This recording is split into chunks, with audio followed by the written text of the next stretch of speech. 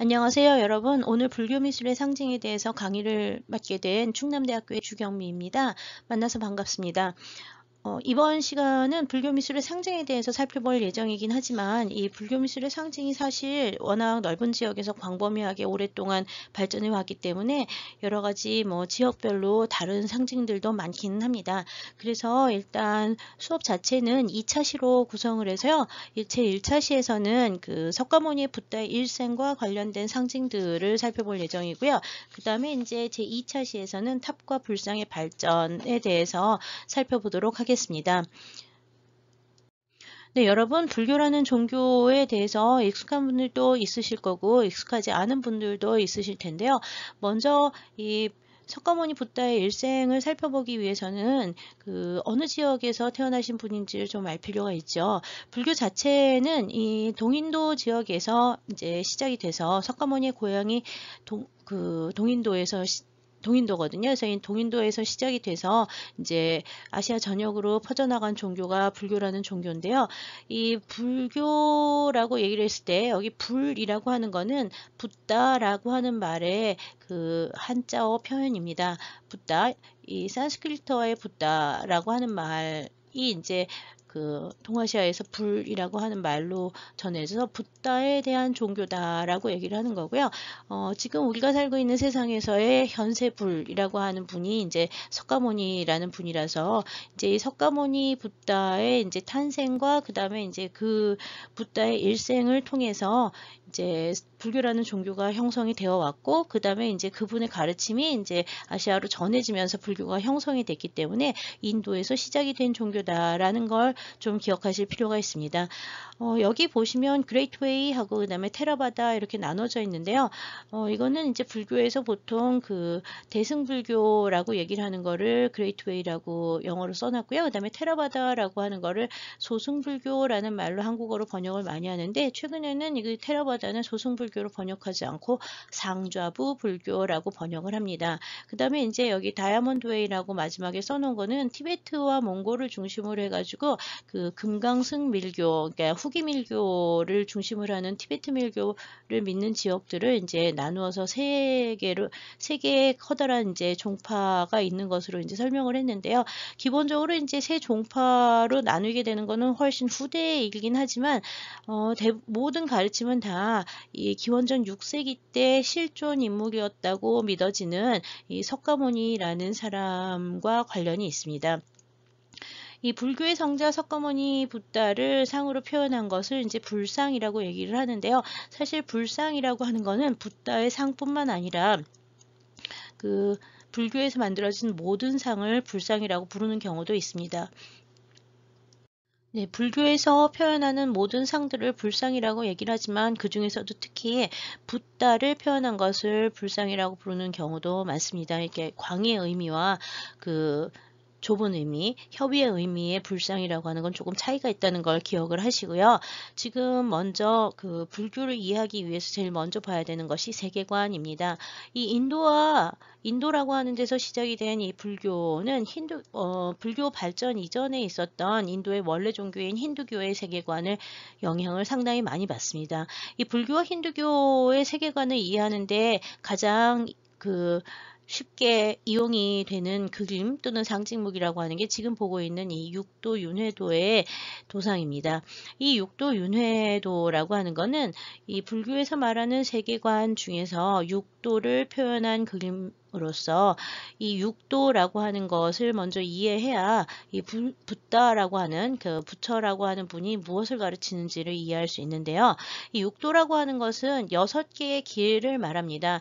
그러니까 모든 만물은 언제나 모든 존재는 6개의 길을 갖다가 계속 끊임없이 돌아가면서 태어난다고 얘기를 해요. 그래서 태어나고 죽고 해서 이 윤회의 고리를 끊을 수 없이 계속 반복해서 태어나고 죽고 하는 것을 경험하게 되면서 이 존재라고 하는 것이 육도를 윤회한다고 끊임없이 돈다고 얘기를 하는데요. 이 육도 윤회도는 바로 그 끊임없이 도는 세계를 보여주는 그림으로써 크게 6개로 나누어서 맨 위에 이제 하늘이라고 하는 데가 있고요. 그 다음에 이제 인간과 아수라가 그 다음에 나오고요. 그 다음에 이제 밑에 아래 부분에는 이제 아귀와 그다음에 이제 축생과 그다음에 이제 지옥이라고 하는 그 아래에 3개, 그 다음에 이제 위에 3개 해가지고 6개의 그 도가 있다는 것을 보여주고 있는 그림입니다. 이 6도 윤회로는 언제부터 시작됐는지는 잘 모르겠지만 중국의 경우에는 한 11, 12세기 정도에도 이 6도 윤회도가 나오고 있고요. 인도 같은 경우에는 아잔타 석굴에서 한 5세기, 6세기 정도부터 나오기 때문에 이 끊임없는 그 고리의 모양의 세상을 보여주는 이런 그림들이 그 인도에서 먼저 시작이 돼서 티베트까지 계속 이어지고 있었다는 걸 알 수 있고요. 이 6도를 윤회를 해서 돌아가는 삼사라고 보는 윤회는 모든 존재는 여하튼 하늘에서 태어날 수도 있고 그 다음에 인간으로 태어날 수도 있고 그 다음에 그 축생으로 태어날 수도 있고 동물로 태어날 수도 있고요. 그 다음에 이제 아귀로 태어날 수도 있고 지옥에 떨어져서 지옥에서 태어날 수 있다고 얘기를 하는데요. 이 하나의 생이 내가 지금 태어나서 살다가 죽게 되잖아요. 그럼 그 다음에 죽음으로 끝나는 게 아니라 또 다른 세상에서 계속 반복적으로 이어서 태어나게 되는 것을 윤회라고 얘기를 합니다. 불교와 힌두교에서는 여하튼 만물들이 다 그 자기의 업에 따라서 윤회를 하게 되는데 이 존재라고 하는 것은 스스로 있는 것이 아니라 연기라고 해서요.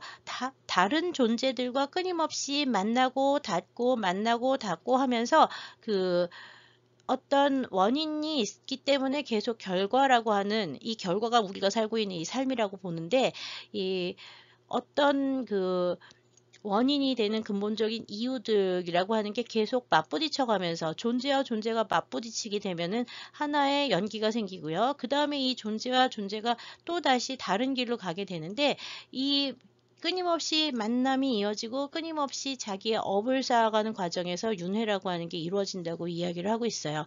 그래서 이 힌두교나 불교에서 모두 다 모든 존재는 삶과 죽음이라고 하는 걸 끊임없이 반복을 해야 되기 때문에 모든 삶은 사실은 행복하게 사는 천상의 삶조차도 이렇게 윤회의 고기에서 벗어날 수 없는 존재이기 때문에 결국은 생로병사의 그 생로병사 태어나고 늙고 병들고 죽는다는 모든 존재에서 벗어날 수 없다고 보고 있는 거죠. 그렇기 때문에 붓다가 가르치는 거는 뭐냐 하면 바로 이 윤회의 고기를 끊어서 영원한 지혜와 완전한 그 평화, 그 다음에 이제 완전한 지혜를 얻을 수 있는 거를 가르치는 사람이 붓다라고 얘기를 하는데요. 이 윤회의 고리를 끊으면은 이 윤회를 지속시키는 힘이라고 하는 게 정법에 의해서 계속 유지가 된다고 생각을 하는데 이 정법에 합의를 하는 방법을 부처는 가르침으로써 정법의 이 윤회의 고리에서 벗어난 존재로 있음을 표현을 하는 건데요. 이 붓다라고 하는 존재는 여하튼 이 윤회의 고리를 끊어서 더 이상 윤회하지 않는 완전한 지혜를 획득한 사람이 붓다라고 깨달은 자라고 얘기를 하는 거고요. 여기서 말하는 붓다의 깨달음, 완전한 지혜라는 건 뭐냐면 바로 이 윤회의 고리를 벗어나는 길을 가르치는 거예요. 윤회의 고리를 벗어나는 존재, 완전 초월적인 존재가 되는 것을 가르치는 사람이 이제 깨닫고 가르치는 사람이 붓다라고 하는 존재인데요. 이 붓다의 가르침이라고 하는 것은 사실 뭐 불교에서는 누구나 다 깨달음을 얻을 수 있고 수행을 통해서 깨달음에 다다를 수 있다고 얘기를 하는데 깨달음에 도달하게 되면 윤회의 고기를 끊고 영원한 열반에 들어간다고 얘기를 하죠. 그래서 붓다의 생이라고 하는 것은 사실 사람으로 보면 죽음에 달하지만 실제로는 윤회의 고기를 끊어내는 일을 하는 거기 때문에 일반인이나 뭐 모든 다른 생물들의 죽음하고는 다르게 얘기를 해서요. 붓다의 경우에는 죽었다, 돌아가셨다 이런 표현을 쓰지 않고 열반에 드셨다라고 얘기를 해요. 왜냐하면 이 열반은 지금 부처가 이 그림에 서 있는 것처럼 윤회의 고기를 벗어나서 이 윤회의 고기를 순환하게 하는 정법에 합일한 상태가 됐기 때문이라고 볼 수 있습니다. 여하튼 이 윤회하고 업이라고 하는 개념을 좀 이해해야 붓다의 가르침이 어떤 것이다라는 걸 좀 이해할 수 있기는 한데요. 여하튼 이 붓다가 굉장히 여러 명이 있다고 알려져는 있지만 현세 우리 세상에 지금 그 붓다 현세불이라고 하는 사람이 이제 인도에서 기원전 6세기에서 태어난 석가모니라는 분이었다고 하는 거죠. 네, 석가모니라고 하는 말 자체는 한자어로 쓴 말인데요. 샤카무니, 샤카족의 성자, 라는 뜻이에요. 석가모니라는 말은 샤카모니라고 하는 뜻이고요. 석가모니 부처님, 석가모니 불 이렇게 얘기를 하는데 붓다는 깨달은 사람이라고 하는 뜻이고요. 샤카모니라고 하는 건 샤카족의 성자이기 때문에 석가모니라고 부르는 거예요. 석가모니는 그럼 이름이 있는가? 이름이 있었죠. 어떤 이름이 있었냐면 고타마 시타르타라고 하는 이름이 있었습니다. 이 고타마 시타르타라는 사람으로 태어나서 깨달음을 얻어서 석가족의 성자가 된 사람을 우리가 석가모니라고 부르는 거고요. 이 석가모니가 고타마 시타르타로 태어났었던 연대에 대해서는 여러 가지 논란이 있긴 합니다. 왜냐하면 여러 가지 전승이 다르기 때문에 그런데요. 대체로 세계불교 학계에서는 이거는 불교계에서 얘기하는 거하고는 조금 차이가 있습니다. 세계 불교학계에서는 기원전 6세기에 태어나서 기원전 5세기에 이제 열반에 드셨다라고 얘기를 하고 있습니다. 불교 경전들에서는 모두 다 석가모니의 말씀들을 기록을 하고 있는데 불교 경전이라고 하는 건 석가모니의 말씀을 기록해 놓은 게 경전이라고 보면 되고요. 이 경전들에는 석가의 일생에 대해서 굉장히 많이 써놓고 있어요. 대부분의 경우에 연대는 좀 논란이 있지만 여기 연대는 보면 544년설, 585년설, 383년설 해가지고 여러 가지 설이 있긴 있는데 생애는 대부분 다 비슷하게 얘기를 해요. 29세에 출가를 했고 35세에 깨달음을 얻었고 80세에 열반에 드셨다. 그러니까 사람의 죽음으로 치면 80세에 돌아가셨다는 얘기가 되는데 이 열반에 든 해부터 불기가 시작이 되는 거거든요. 그럼 지금 절에 가서 불기 몇 년이다라고 얘기를 하면은 이 불기의 시작은 바로 이 열반한 해를 말을 하는 건데 붓다의 열반 한 해가 언젠지는 논란이 많다는 얘기예요. 세 가지 설이 있으니까 크게는요. 지금 저는 요 세 가지 설 다 아니고 483년 이렇게 해놨는데요. 이거는 이제 최근 연구 성과들을 따라서 이제 했지만 역시 남방 전승이냐 북방 전승이냐에 따라서 연대는 좀 차이가 있다고 보시면 되겠습니다. 이 불 또는 불타라고 하는 거는 붓다라고 하는 산스크리트어를 갖다가 한자로 바꾸어서 표현을 한 음역어라고 보시면 되고요. 그 뜻은 진리에 도달한 자, 궁극적인 깨달음을 얻은 자라는 뜻이에요. 여기서 말하는 진리와 깨달음이라고 하는 게 뭐냐면 바로 윤회의 고리를 끊어내고 윤회를 이끌어가던 정법이라고 하는 거에 합이라는 그 진리라고 하는 걸 뜻하는 것이고요. 이 붓다가 가르치는 거는 바로 윤회의 고리를 끊어내서 영원한 지혜를 얻는 방법을 가르친다고 얘기를 해요. 붓다의 가르침에 대해서는 다음 시간 2차 시에서 이제 좀 더 얘기를 할 텐데요. 이 석가의 생애에 대해서 경전에 나오는 얘기들을 정리를 하면 상당히 여러 가지 얘기가 있긴 하지만 크게 8가지 이야기가 중요합니다. 인도에서는 이 8가지 석가모니의 생애 중에서 중요한 8가지를 팔상 또는 팔상이라고 얘기를 해서 8가지 장면을 갖다가 주로 이제 조형적으로 이제 표현을 많이 했는데요. 나중이 되면은 바로 이 8가지의 사건이 일어났던 지역들, 8지역을 8대 성지 또는 8대처라고 불러서요. 이 8대 성지를 순례하는 일들을 불교도들이 굉장히 많이 했습니다. 지금도 불교도들이 인도의 성지 순례를 가면 이 8대 성지 순례를 간다고 보시면 돼요. 그래서 인도의 팔상, 그래서 석가가 실제로 인도에서 생존했던 실존했던 인물이기 때문에 탄생부터 시작을 해가지고 열반에 들 때까지 8장면, 생애에 관련한 8장면을 얘기를 하고 있고요. 맨 처음에는 룸비니에서 이제 태어나셨고, 그 다음에 이제 항마성도 보드가야에서 깨달음을 얻으셨고, 여기 보면 35세에 이제 항마성도 했다 그러죠. 그 다음에 이제 사르나트라고 하는 데에 가서 처음으로 법륜을 돌리셨는데, 처음으로 법륜을 돌리셨다는 건 뭐냐 하면 처음으로 설법을 하셨다는 얘기예요. 그러니까 깨달음의 가르침을 첫 제자를 맞이하셔서 처음으로 불교의 승가를 결성을 처음 하고 처음으로 설법을 했었던 지역이 사르나트라 이게 이제 중요한 지역 중에 하나죠. 그러고 난 다음에 상카시아라는 데서는 이제 올라가서 독일천 하늘나라에 올라가서 돌아가신 자기 어머니한테 이제 그 설법을 하고 내려오시고요. 그다음에 슈라바스티에서는 그 여러 가지 그 이교도들이 많은데 그 이교도들 앞에서 자기의 몸을 갖다가 여러 개로 나누어 보이는 그 기적을 행해서 그 이교도들을 다 불교도로 개종을 하게 하는 그런 사건, 기적을 일으키세요. 그게 이제 사유성 대신변이라고 하는 거고요. 일단 바이샬리에서는 원숭이의 왕이 꿀을 와서 바치는 일이 일어나서요. 이 붓다의 가르침이라고 하는 건 사람만을 위한 것이 아니라 모든 존재, 특히 동물을 포함한 모든 존재를 위한 것이다 라는 것을 확인하는 일이 일어났던 지역이고요. 그다음에 라즈기르에서는 술 취한 코끼리가 이제 부처님 앞에 와서 조복을 하는 취상조복의 기적이 일어났던 지역이라고 알려져 있습니다. 마지막 열반은 이제 쿠시나가르에서 있었고요. 인도에서 있는 인도의 팔상이라고 하는 건 붓다의 생애 중에서 가장 중요한 4가지 기적과 그 다음에 이제 그보다 좀 덜 중요한 4가지 기적을 해서 8가지 기적이 일어났던 8대 성지를 갖다가 팔상으로 보는 데 비해서 한국과 중국과 일본에서는 팔상을 보는 것이 좀 다릅니다. 여기서는 이 생애에 일어났던 여러 가지 그 기적 4가지가 없어요. 그 대신 뭐가 있냐면 깨달음 얻기까지의 과정들이 추가가 돼서요. 그 도솔촌에서 하얀 코끼리의 모습으로 그 비람, 룸비니에 와서 그 어머니 마야 부인한테 태어나는 이야기가 이제 추가가 되고요. 이건 태몽꾸는 얘기라고 보시면 돼요. 코끼리의 몸으로 마야 부인의 태에 들어가는 마야 부인의 태몽 얘기가 이제 맨 처음에 나오고요. 그 다음에 이제 깨달음을 얻기 전에 여기 보면 바로 항마성도가 나오는데 29세에 출가를 할 때까지의 얘기가 한중일에선 더 중요시 여기는데요.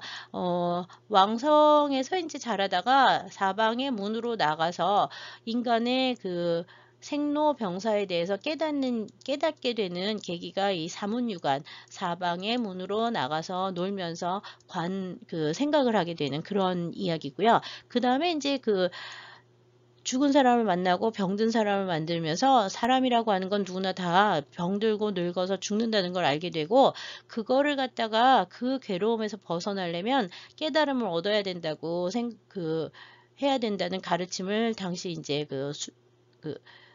수행자를 브라만이라고 하는 수행자를 만나가지고 이제 출가를 해서 수행을 해야 되겠다는 결심을 하게 됩니다. 그리고 이제 아버지가 태자로 태어났으니까 여기 이제 아버지가 부인은 이제 어머니가 석가모니를 낳고 일찍 돌아가시고 아버지가 혼자 아들을 키웠으니까 왕위를 이어받아야 되는 아들이 출가를 한다 그러니까 반대를 하게 되죠. 그래서 이제 밤에 몰래 유성 출가, 밤에 몰래 말을 타고 나가서 출가를 하게 됩니다. 그리고 이제 설산에 들어가서 수도를 한 다음에 보드가야에서 역시 보리수 아래에서 마귀를 물리치고 이제 깨달음을 얻게 되는데 여기 글씨 보시면 탄생하고 비람강생 같은 이야기고요. 붉은색으로 표현된 수화항마와 항마성도 역시 같은 얘기고요. 그 이후의 얘기는 노건전법과 초전법륜 역시 같은 이야기고요. 열반 역시 같은 얘기입니다. 그러니까 이 한중일에서는 석가의 깨달음 이전의 4가지 그 다음에 그를 이제 더 중요시했고 깨달음까지 어떻게 이르렀는가 깨달음의 동기가 무엇인가에 대해서 이제 더 중요하게 여겼던 반면 인도에서는 어떤 기적을 일으켰는가에 대해서 더 기적을 중요시해서요. 이 2가지를 합치면 사실 4가지의 기본적인 4대 사상, 탄생, 성도, 초전법륜, 열반이라고 하는 4대 사상 플러스 그 다음에 이제 기적 4개, 그 다음에 이제 깨달음에 들어가기 전에 4개 해서 12개의 장면이 이제 중요하게 여겨졌다는 걸 알 수가 있습니다. 다음으로는 조형물에 표현된 여러 가지 석가모니의 생애와 관련된 상징물들 또는 이렇게 조형성들을 살펴보도록 하겠습니다. 네, 여기 보면 누워있는 마야 부인의 배로 하얀 코끼리의 모습으로 내려오는 석가모니의 모습이 표현이 되어 있는데요. 이 하얀 코끼리, 특히 6개의 상아를 가진 하얀 코끼리라고 하는 이 코끼리는 계속 부처님의 상징으로 많이 나옵니다. 이건 태몽 장면이고요. 그 다음에 지금 보시면 여기 서 있는 여자가 나무를 잡고 서 있는데 여기 보면 옆구리에서 아기가 태어나고 있습니다. 바로 아기 부처님인데요. 이 나무를 잡고 서 있는 이 여자의 옆구리에 아기가 표현이 되어 있으면 이건 항상 부처님의 탄생 장면, 룸비니에서의 탄생 장면을 표현한 거라고 보시면 됩니다. 나무와 여자, 그 다음에 이제 옆구리로 나오는 아기, 이게 이제 부다의 탄생 장면이라고 보시면 되고요. 네, 석가탄신일날 그 절에 가시면 아기 부처님을 세워놓고 그 다음에 이제 물을 갖다가 붓는 의례들, 관정의례라고 하는 거를 행하는 걸 볼 수가 있는데요. 이거는 그 불교 경전에 석가가 이제 태어나자마자 바로 그 갓난 아기가 걸어 다니면서 8발자국을 걷고 하늘과 땅을 가르치면서 하늘과 땅 사이에 홀로 서 있다는 천상천하 유아독전이라는 말을 했다고 하는 이야기가 경전에 나오는데요. 그래서 여기 보면 아기가 하늘과 땅을 가르치고 있는 요상은 항상 그 아기부처의 탄생 장면을 그 상징하는 조형물로 많이 만들어졌고요. 지금도 이제 이 아기부처상은 그 석가탄신일 날마다 사찰에서 그 아기 부처를 목욕시키는 그런 의례를 하면서 탄생을 기념하고 있습니다. 이게 이제 그 탄생불이라고 하는 거죠.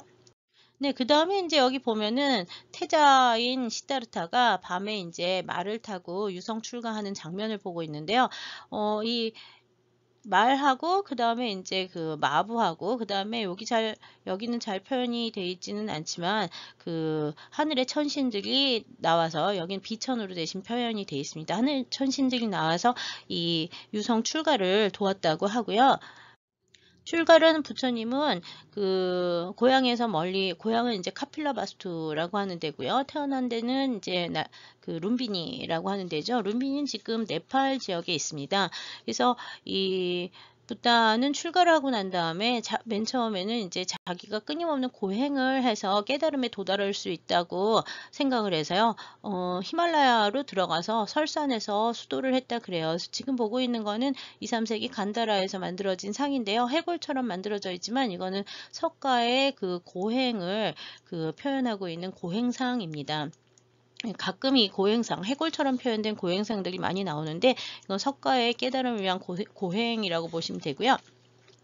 이 고행을 하다가 자기의 고행이 그 깨달음을 위한 수행에 별로 좋은 방편이 되지 못함을 깨닫고 그 다음에 이제 내려와서 유행을 하면서 그 보리수 있는데 보드가의 보리수 아래까지 이제 와서요. 보리수 근처에서 이제 수자타라는 아가씨의 우유죽을 받아서 우유죽 공양을 받고 난 다음에 그 보리수 아래에서 이제 선정을 통해서 참선을 통해서 이 깨달음을 얻게 됩니다. 지금 보고 있는 오른쪽에 있는 거는 바로 보리수 아래에서 선정상인데요. 요 간다라 지역에서 만들어진 간다라 지역에서 만들어진 이 보리수의 표현의 경우는 항상 이 보리수가 이렇게 하트 모양의 잎사귀를 가진 것으로 표현이 되는데요. 실제로 보리수 잎사귀 보면 이렇게 생겼어요. 그래서 보리수 나무 아래에서 이제 선정하고 있는 그 장면이 참선하는 요 장면이 나오면 이건 언제나 그 석가의 깨달음을 위해서 마지막 그 선정하고 있는 장면이라고 생각을 하시면 됩니다. 이 보리수 아래에서 결국 이제 선정을 통해서 참선을 통해서 이제 석가가 깨달음을 얻어서 붓다가 되는데요. 아까 보셨지만 그 붓다가 깨달음을 얻은 나이는 그의 나이 그 35세 때였다고 해요. 당시에 이제 이 선정을 하고 있는 이 붓다가 깨달음을 얻었을 때 그 마왕이 나와서 붓다한테 그러죠. 당신이 깨달음을 얻었다는 걸 어떻게 증명을 하느냐. 그러니까 붓다는 아무 말씀도 하지 않으시고 선정하고 있었던 참선을 하기 위해서 두 무릎 위에 이렇게 그 하고 있었던 손 하나를 내려서 아래에 땅을 갖다가 가르쳤더니 이 한 손을 내려서 땅을 가르쳤더니 땅 속에서 지신이 나와서 땅의 신이 나와서 마귀들을 내쫓고 그 붓다의 깨달은 붓다를 위해서 이렇게 여러 가지 공양을 올렸다고 하는 얘기가 나와요. 그래서 요 다음 장면에 나오는 그 붓다의 일생 장면에서는 이 선정하고 있는 장면 다음에 항상 항마촉지라고 해서 한 손을 내려서 땅을 가르치고 한 손은 참선을 하고 있는 그 장면이 이제 많이 표현이 되는데요. 예, 한 손으로 땅을 가르치는 그 자세는 그래서 언제나 붓다의 깨달음과 마왕의 퇴치를 상징하는 장면으로 많이 조용이 됩니다. 손의 모습이 굉장히 중요한데요. 불상을 볼 때는 이 손은 무드라라고 얘기를 해서 이렇게 수인이라고 표현을 하는데, 이 수인이 이렇게 참선을 하고 있으면은 지금 두 손을 모아서 무릎 위에다 놓으면 이게 참선하고 있는 선정인이라고 하는 수인이 되고요. 참선 자세를 가르치고, 둘 다 이제 수행을 하는 사람들은 여기 보면은 고행상도 마찬가지고 선정상도 마찬가지고 이렇게 선정인을 하고 있죠. 무릎 위에다 두 손을 올려놓는 자세를 하게 되는데, 여기서 이제 자세가 바뀌면 설법을 하는 경우도 있고, 또는 이렇게 그 깨달음을 상징하는 경우도 있고요. 마지막에 또 다른 뭐 화엄경이나 이런 경전이 나오면은 그 비로자나라고 하는 그 새로운 부처의 존재가 나올 때는 직원인이라고 하는 수인을 하게 되는 등, 이렇게 불상을 볼 때는 언제나 그 수인과 자세가 굉장히 중요하다. 그것이 이제 하나하나 다 이 경전이나 아니면 가르침 중에서 어떤 장면을 전달하는 경우가 많아서요. 이런 수인이나 자세에 대해서 좀 이해하실 필요가 있습니다. 네, 붓다가 이제 깨달음을 얻은 곳은 바로 이 보드가에 있는 보리수, 지금 보는 이 보리수인데, 이 보리수 아래에서 이제 깨달음을 얻었다 그러고요. 지금은 이제 이 보드가야의 이 보리수 뒤쪽에 대각사라고 해서 지금 보드가야 사원이 이제 크게 세워져 있습니다. 이 사원은 아주 높은 첨탑식으로 되어 있고요. 사방에 4개의 탑이 여기 보면 요 탑이 보이죠? 요게 지금 하나, 둘, 셋, 3개가 보이는데 뒤쪽에 하나 더 있어서 방형 구조의 4개의 탑을 또 갖고 있는 그런 구조를 하고 있어서 5탑이 되는데요. 이 5개의 탑으로 이루어진 이 구조는 이후까지 계속 이 보드가야를 상징하는 보드가야의 깨달음을, 부처의 정각을 상징하는 조형물로 조용이 되는 경우가 많았습니다. 그래서 우리나라에는 이 보드가야의 오탑 형태의 이 사원과 관련된 게 많이 없지만, 다른 지역에 뭐 미얀마라든지 중국이라든지 이런 데에는 이 대각사의 모습이 이제 많이 만들어지기도 했었고요. 그 다음에 이렇게 생긴 사원들이 만들어지는 경우도 있습니다. 어느 지역에서나 불교에서는 보리수가 굉장히 중요합니다. 보리수는 부처의 깨달음을 상징하는 나무로서 중요한 상징물이 되죠. 그래서 나중에 불상을 만들기 이전의 단계의 불교에서는요, 항상 보리수가 부처의 상징물로서 등장을 하게 됩니다. 보리수 잎 역시 부처의 상징을 뜻하는 경우도 많죠. 이 보리수는 우리나라에서는 사실 우리나라는 겨울이 춥잖아요. 그래서 보리수는 잘 자라지 않거든요. 그래서 그렇게 크게 자란 보리수가 국내에는 많이 없는데요. 인도나 동남아 지역에 가면 항상 부처의 깨달음을 상징하기 위해서 불교 사찰내에 보리수를 심는 경우가 상당히 많이 있습니다. 네, 조금 전에 보신 보드가의 대각사 정사 안에는, 사원 안에는 지금 보는 것처럼 항마촉지인의 좌상이 있는데요. 이 항마촉지인의 좌상은 굽타 시대 만들어졌고, 여기는 이제 손이 이렇게 돼 있고요. 이쪽 손은 이게 무릎 위에 올려놨는데 지금 옷을 입혀놔가지고 보이지는 않죠. 이 옷은 부처님의 가사죠. 가사라고 하는 불의 수행자들이 입는 복식인데요. 이 가사는 인도의 경우에는, 인도나 동남아 지역에는 이 가사를 갖다가 계속 계절에 맞춰서 불상에다 봉헌을 해가지고요. 봉헌하는 대로 계속 새로운 옷을 입혀드리는 의례들을 행하는데, 이 가사 때문에 이제 수인이 잘 보이지는 않습니다만, 다음에 보시는 것 같은 수인을 했다고 보시면 됩니다.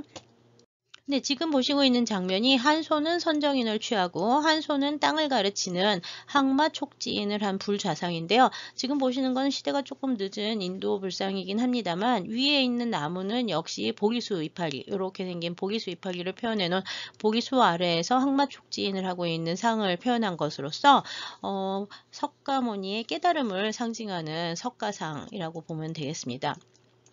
우리나라에서는 이 그 항마촉진 좌상이 좀 유명한 것 중에는 석굴암 본尊이 항마촉진 좌상을 하고 있는데요.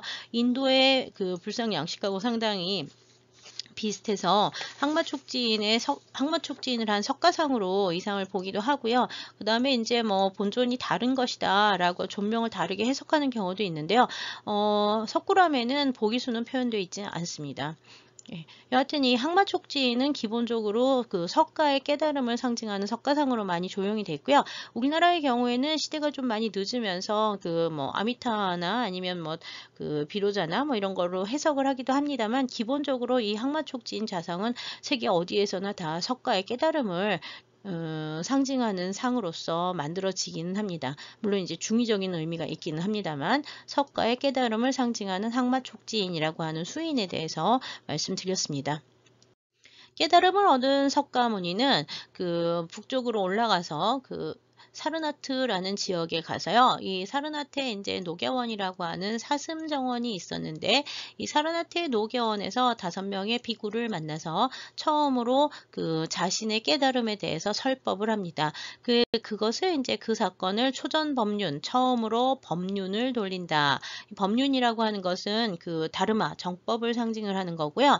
이 법륜을 돌린다라고 하는 얘기는 바로 자기의 자기가 깨달은 정법에 대해서 가르침을 폈다라는 뜻인데요. 여기 보면 두 손을 가슴 앞에 들고서는 이렇게 기묘하게 이렇게 모으고 있는데요. 이 자세가 바로 설법인입니다. 설법인이라고 해서 초전법륜시에 했었던 그 설법 자세를 표현하고 있는 거고요. 여기 이제 보면은 사르나트의 녹야원을 표시하기 위해서 요 밑에 잘 보이진 않지만 2마리의 사슴이 표현이 되어 있습니다. 그리고 그 앞에 이렇게 생긴 물건이 하나 있는데요.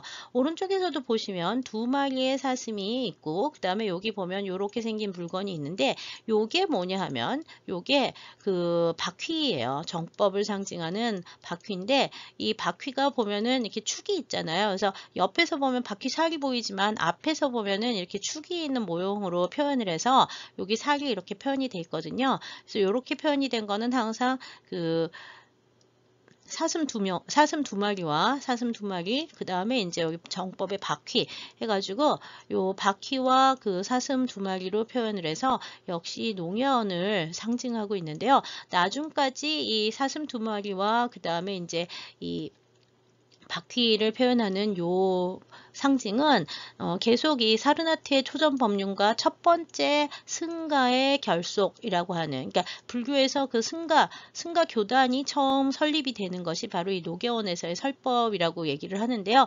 그것을 상징하는 문양으로 많이 사용되게 됩니다. 네, 그래서 지금 보시는 것처럼 그 법륜, 다르마 차크라라고 부르는 법륜은 언제나 불교에서의 정법을 상징을 하는 것이고요. 이 정법 사이에 있는 2마리, 정법을 놓고 있는 그 2마리의 사슴과 바퀴라고 하는 게 나오면 항상 사르나트의 초전법륜, 그 다음에 붓다의 첫 승가 결속을 상징하는 문양으로 나오고요. 지금도 이 오른쪽에 있는 요거는 똑같은데 법륜이 정면으로 표현이 돼 있잖아요. 이거는 나중에 보시면 날란다라든지 아니 인도의 날란다라든지 아니면은 이제 티베트의 불교 대학이라든지 이런 데에서 이 석가의 설법, 처음 설법을 쫓아서 승가를 운영해 나가는 정통 승가를 표현하는데 꼭 이 문양을 표현하게 됩니다. 그래서 이거는 항상 사르나트에서의 초전 법륜을 그 상징하는 그 도상이라고 생각하시면 될 것 같습니다. 상징물 사슴 2마리와 법륜이라는 상징물 좀 기억해 주세요. 그리고 이제 부처님은 독일천이라고 하는 자기의 돌아가신 어머니가 태어나신 독일천이라고 하는 하늘나라에 올라가서 어머니한테 이제 어머니 마야부인한테 설법을 하고 내려오셨는데, 그게 이제 그 상카시아에서 일어났던 종독일천 강화 또는 뭐 삼도보계라고 하는 사건입니다. 이 독일천으로 올라갈 때는 하늘나라에서 살아있는 사람이 하늘나라로 올라가야 되니까 하늘나라에서 사다리를 내려줬는데, 그 사다리는 3중으로 된 사다리 사다리를 내려줬다고 해요. 지금 보시면 여기 산중의 사다리가 표현이 되어 있습니다. 여기도 보면은 3단으로 표현된 사다리가 있는데 이 오른쪽의 경우에는 좀 부대의 것이라서 여기 이제 불상이 바로 표현이 되어 있는 것을 확인할 수가 있는데요. 부처님 올라갔다 내려왔다 하는 걸 표현하는 거죠. 여기 보시면 불상이 없습니다. 왜냐하면 불교에서 석가모니의 열반 이후에 기원 전환 시기 정도까지 그 기원 후 1세기 정도가 될 때까지 한 3, 400년 이상 그 불상이라는 거를 만들지 않습니다. 예, 부처님은 그 인간하고는 다른 존재라고 생각을 하기 때문에 인간의 모습으로 그 부처님 만들지 않는 무불상 시대라고 하는 시대가 있었는데요. 이 무불상 시대에는 그 여러 가지 석가의 상징들, 불교 그 부처님의 상징물을 표현을 했는데 제일 많이 나오는 거는 보리수. 여기 보시면 보리수 나오죠. 요것도 이제 붓다를 상징하는 거고요. 여기 보시면 앞에 요 불쪽이라고 해서 이렇게 생긴 발바닥이 있는데 발바닥 가운데는 항상 법륜이 표현이 되어 있습니다. 요게 이제 부처님의 발바닥이라고 생각을 하는데 발바닥이 위에 하나 있고 밑에 하나 있어서 불쪽을 통해서 이 불쪽을 통해서 불쪽과 보리수라고 하는 그 상징물을 통해서 부처의 존재를 표현을 하고 있는 걸 볼 수가 있습니다. 그래서 지금 무불상 시대의 경우에는 이게 상징물로 표현을 하고요. 그다음에 상을 표현하기 시작을 하면 인간 모양의 불상을 만들기 시작하는 간다라 시대에 좀 시대가 늦은 한 2, 3세기 정도가 되면 지금 보는 것처럼 불상을 만들게 되죠.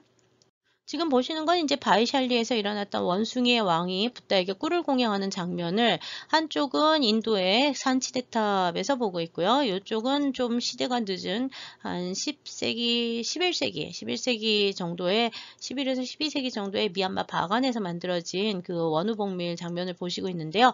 여기 다 뭐가 나오냐면 원숭이가 그릇을 들고 있습니다. 꿀을 바치는 거고요. 여긴 부처님 대신 보리수로 무불상 시대를 보리수로 표현을 했고요. 여기는 이제 불상이 나오는 시대니까 앉아있는 모습에 그 단지를 들고 있는 모습으로 원우복밀을 표현하고요. 이쪽에 보면은 원숭이가 표현이 되어 있습니다. 그 다음에 이제 동남아 지역에서는 원우복밀 장면에 코끼리가 항상 같이 나오는데요. 이거는 소위경전이 조금 바뀌면서 나타나는 동남아적 특징이라고 볼 수 있습니다. 지금 보시고 있는 거는 이제 앞에 여러 가지 이제 석가의 생애에 대해서 말씀을 드렸는데요. 마지막 열반 장면이 됩니다. 열반은 쿠시나가라라는 지역에서 사라쌍수라고 하는 두 그루의 나무, 지금 여기 사라쌍수 두 그루가 이렇게 나오고요. 두 그루의 나무 아래에서 잠자듯이 누워서 돌아가셨는데 열반에 드셨는데 이 잠자듯이 누워 있는 상으로 이제 표현이 되는 게 열반상입니다. 그래서 두 그루의 나무와 그다음에 누워 있는 사람 또는 누워 있는 사람 부처님만 나와도 열반을 표현한 거라는 걸 쉽게 알 수가 있습니다. 그래서 지금 석가의 생애 장면 같은 경우에는 나오는 장면마다 독특한 도상들이 확인이 되면서 그런 상징물들을 써서 석가의 일생을 표현을 하고 있고요. 그것이 이제 좀 더 발전하면 지금 보는 것처럼 5세기에서 6세기 정도 사르나트 지역에서는 부처의 탄생과 부처의 열반, 그 다음에 여기 보면 요 사르나트의 표현이 보이죠? 초전법륜 장면이 됩니다. 요거는 이제 그래서 여기 보이는 8장면은 아까 말씀드렸던 그 붓다의 팔상을 하나의 패널에다가 표현을 한 거고요. 오른쪽에 있는 거는 인도에서 조금 더 시기가 늦은 한 9세기에서 10세기 정도의 상인데 여기 보면 항마촉지인의 좌상이 나오죠. 이거는 석가의 항마 성도상을 중심으로 해서 위쪽에는 열반상을, 그다음에 오른쪽에는 이렇게 그 나무를 잡고 있는 여인이 나와서 탄생 장면을 해서 하나, 둘, 셋, 넷, 다섯, 여섯, 그다음에 본존, 8 해가지고 역시 팔상을 하나의 상 안에 표현을 해놓는 팔상상이 만들어지고 있음을 알 수가 있는데요. 석가의 팔상은 이렇게 한꺼번에 만들어지면서요. 계속 그 모든 불교도들한테 그 따라가야 할 귀감으로 알려지게 됐습니다. 이 팔상이라고 하는 게 이제 그 불교에서는 제일 중요한 상징들이라고 보시면 되겠고요. 네, 지금 보시는 것은 이제 불교의 중요한 8대 성지들이 어디 있는지를 보셨는데 보드가야하고 그 다음에 이제 쿠시나가라, 그 다음에 룸비니 정도 기억하시면 될 것 같습니다. 예, 지금 보시는 건 이제 간다라의 불교 조각인데요. 여기 보시면 이제 붓다의 그 여러 가지 가르침, 생애의 모습이 있고요. 열반에 드신 장면이 나옵니다. 열반경을 비롯한 경전에는 붓다의 열반 이후에 그 장례를 어떻게 치렀는지에 대한 얘기가 나오는데요. 이 열반경에 나오는 얘기를 읽어보면은 붓다가 열반에 드신 다음에 이 시신은 화장을 합니다. 화장을 한 다음에 거기서 나온 그 인골이죠. 이 유골들을 모아가지고 탑을 세우려고 그러는데 여러 사람들이 와서 그 유골을 갖다가 다 가져가기를 원해요. 그래서 그 한 명의 바라문이 와서 유골을 8군데로 나누어 줍니다. 그래서 이 8군데로 나누어 주고 난 다음에 8지역에서 다 탑을 세웠다고 하는데요. 이게 바로 이제 그 붓다의 열반 이후에 불교도들이 그 교단을 만들어 가면서 운영을 할 때 8개의 근본 8탑을 중심으로 이루어지고, 그 다음에 이제 이 유골이 이제 사리라고 하는 건데, 유골과 사리 같은 것이거든요. 이 사리를 봉안하기 위한 탑을 세우면서 불교 조형물들이 이제 본격적으로 만들어지는 과정들이 알려져 있습니다. 예, 지금 보시는 것은 이제 우리나라의 대원사에서 그 붓다의 사기라고 해서 진짜 사기라고 해서 전시를 했던 건데요. 원래 인도에서는 이 사기가 알갱이처럼 돼 있는 것이 아니라 이렇게 불에 탄 인골이 나오는 경우가 많습니다. 네, 붓다의 사기는 그 다비를 하고 사기를 얻어서 탑을 세운다. 이게 이제 불교에서 가장 중요한 그 조형물을 만든 첫 번째 사기가 되는데, 처음 만들어진 8개, 8곳으로 나누어진 탑들을 근본 8탑이라고 얘기를 하는데요. 지금 피프라와하고 바이샬리 두 군데에서, 위에가 피프라하고 밑에 바이샬리인데, 이 두 군데에서 이제 그 그 근본 8탑지로 추정이 되는 데가 발견이 됐습니다. 여기에서는 지금 보는 것처럼 초기에 사기기로 추정이 되는 석재의 사기기들이 나왔는데, 원형의 둥근 알 모양이 나오는데요. 나중에 보시면 이 알 모양은 그 인도탑들의 기본 모양인 그 복발식을 복발식과 이제 관련이 있다는 걸 알 수가 있습니다. 네, 바루트 부조, 기원전 1세기 바루트 부조에 보면은 인도의 탑의 원래 형태가 이렇게 둥근 복발을 가지고 기단부가 있고, 그 다음에 이제 윗부분에 상륜부가 있으면서 그 산계들을 장식을 한 거를 볼 수 있는데, 이게 이제 가장 기본적인 탑의 형태가 되고요. 초기에 이제 불교의 제일 중요한 상징물이 이 탑이 됩니다. 붓다의 사기가 있기 때문에요. 이 붓다의 사기탑은 근본 8탑이 있다가, 그 다음에 이제 그 기원전 3세기 아쇼카라는 사람이 나와서 그 8개의 탑 중에서 7개를 열어서 그 사기를 꺼내서 전 세계에 84,000탑을 건립했다고 알려져 있습니다.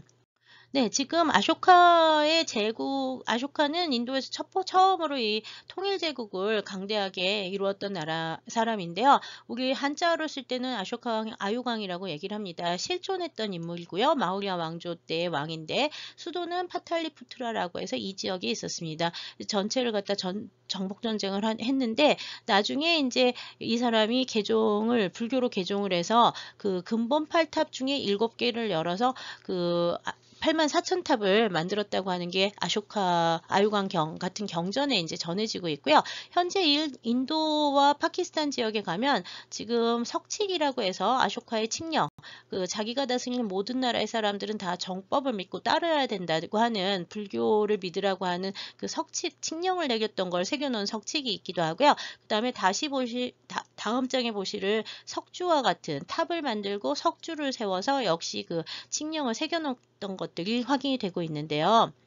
현재 아쇼카 석주가 온전하게 남아있는 게 많지는 않지만, 이렇게 탑 앞에 기둥을 세웠고, 이 탑은 그 자기가 가져온 그 사기를 갖다 자기가 이제 근본 8탑에서 꺼낸 부처의 진신사기를 묻은 탑을 세우고, 그 다음에 이제 석주를 세웠는데요. 이 석주 윗부분에는 지금 보시는 것처럼 그 여러 가지 동물들이 나옵니다. 이 동물들은 사자가 나오기도 하고, 바이샬리에서처럼, 그 다음에 그 람프르바 같은 경우에는 소가 있는 게 있고요. 그 다음에 상카시아 같은 경우에는 코끼리 같은 게 있어서요. 사자와 소, 코끼리, 말 같은 동물들을 석주 위에, 기둥 위에다가 표현을 했다고 보는데요. 여기 나오는 이 동물들은 다 붓다나 정법, 다르마를 상징하는 동물들로 알려져 있습니다. 그러니까 사자가 굉장히 석가모니를 상징하는, 불교를 상징하는 동물로 많이 나오는데요. 그 이유는 석가모니가 샤카족의 성자잖아요. 이 샤카족의 그 상징이 사자였기 때문에 이 사자는 곧 석가족을 상징하는 것으로 많이 알려져 있습니다. 소라고 하는 거는 완전한 지혜를 상징하고 있기 때문에 이거는 역시 정법을 상징하는 거로 볼 수가 있죠. 지금까지 이제 인도에서 시작이 돼서 아쇼카 왕 때 이만큼 그 불교가 퍼져나가는 걸 보셨는데요. 다음 시간에는 이 불상이 이제 그 마투라하고 간다라 지역에서 만들어지면서 불상이 이제 그 동아시아로 전래된 이후에 그 탑과 불상의 전래 과정과 그다음에 동아시아에서 변형, 특히 이제 한국과의 관계를 잠깐 살펴보도록 하겠습니다. 1차시 수업은 이것으로 마치겠습니다. 감사합니다.